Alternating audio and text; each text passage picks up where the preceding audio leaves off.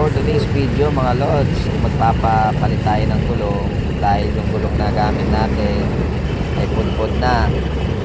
Tara. Oops, mayroon palang nauna. Hintayin lang natin matapos yan.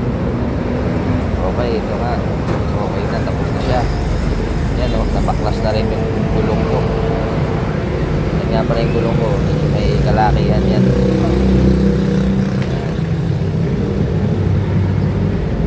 Ang size niyan 3.0 by 17. Made in, ano daw to? Sabi ni boss, made in India. Laki. Kargahan talaga. Yan. Yan natin kung babagay mamaya. Ay kabit na. May lang natin si bossing. May ginagawa pa eh.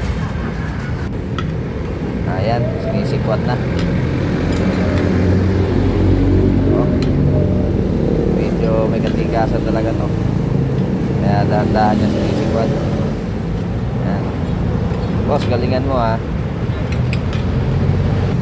Ayan. At nilagyan niya pala ito ng sabon para maganda raw yung lapat sa labi ng rim. At yan nga, malapit ng matapos. Nakakabit na ni boss. Ayan. At mamaya silipin natin yun. Ito nga pala yung clearance nyo. Kunting-kunti na lang pero okay naman. Yan. Yan, kasya-kasya. 3.0 by 17. Kasya po dito sa motor natin mga Honda Wave. Oh, may clearance pa yan. Salamat.